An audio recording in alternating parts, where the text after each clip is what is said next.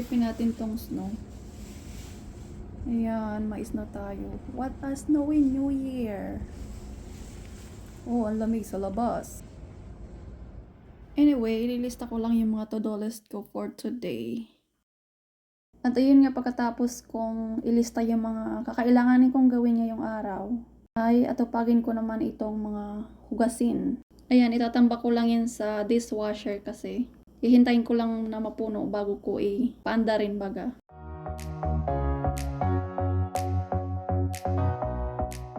Plano ko ibaba itong table kasi masikip siya. So para naman may space tayo dito kasi pupunta yung mga in-laws ko mamaya. Dito kami mag-New Year sa aming munting tahanan.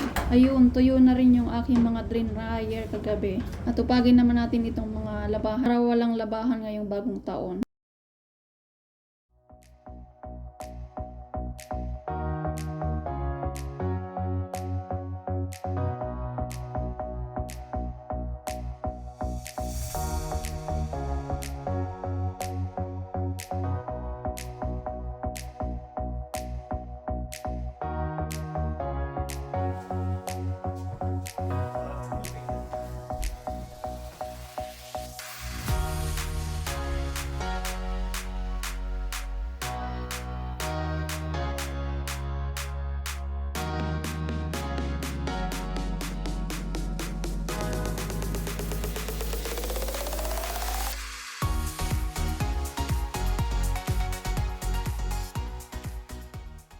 Hoy, natapos na rin ako sa napakahabang tupian at punta naman tayo sa paglilinis ng aming kubeta para malinis sa bagong taon, ganun.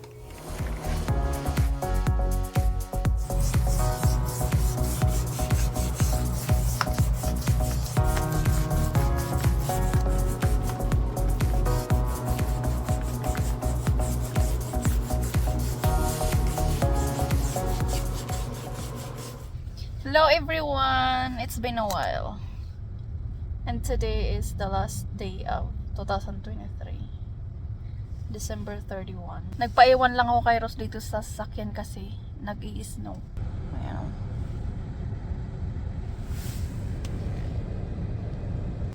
Malamig siya kaya ayoko lumabas kung maaari. So ayun, andun si husband bumibili ng aming makakain tonight. I mean, dyan sa Pilipinas, tapos na ang New Year. Dito mag-New Year pa lang. The time here in the US, 4:25.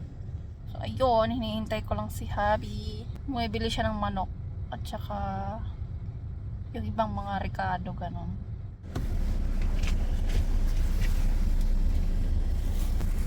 It's already full. Oh, really?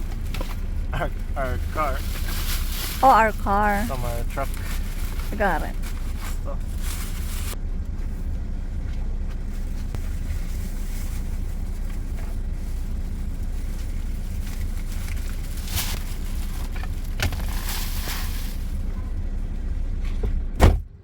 Yun guys, may pang New Year na tayo. Plano ko maghanda ng ng lumpia Shanghai, pansit, at saka si Rosif magluluto siya ng steak. Tapos magluluto ako ng rice. Yun lang ihanda namin this New Year.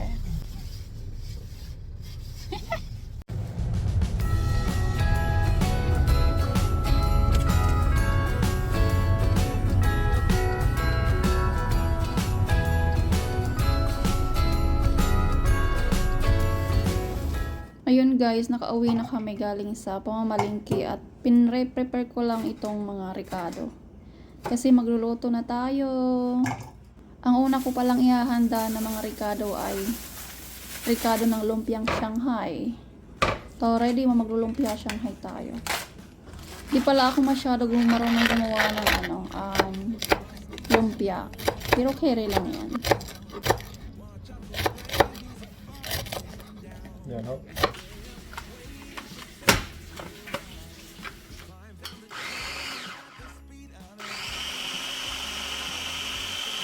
At ihahalo na ni Mr. itong green 9 kong bell pepper sa iba pang mga ingredient para sa lumpia Shanghai natin.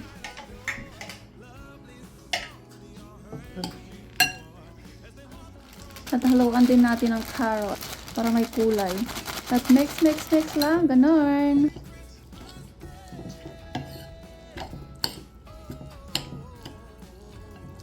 At luto na ang ating mga ricado. Oras na para magbalot. Siya nga pala, wala kaming makitang lumpia wrapper na gaya dyan sa Pilipinas. Kasi may Asian store dito eh. Kaya lang, ako makitang lumpia wrapper na gaya dyan sa atin. Nabili namin ay kailangan pang palambutin. Ibabad sa tubig for about a seconds. Tapos, yun. Lambot na yung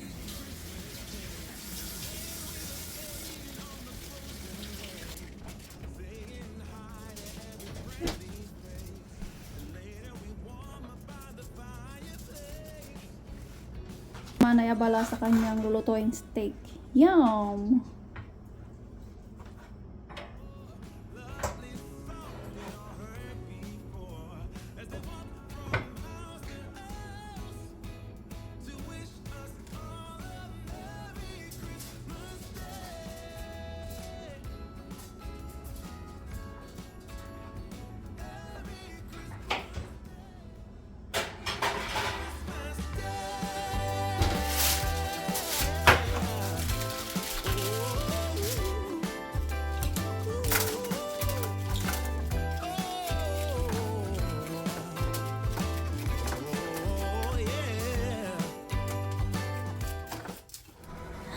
Pinreprito ko na pala yung ating lumpiang Shanghai. Habang inaabangan namin yung umpisa ng football game. Favorite namin yung ni Mr. panoorin.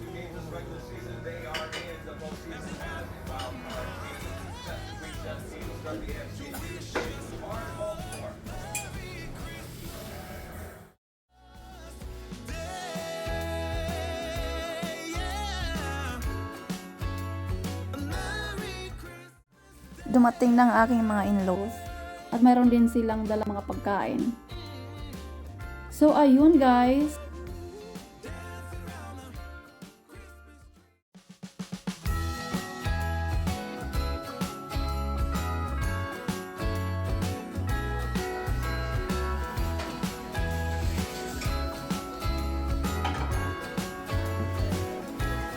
Jingle bells ringing in my ear. Thank you for watching and Happy New Year!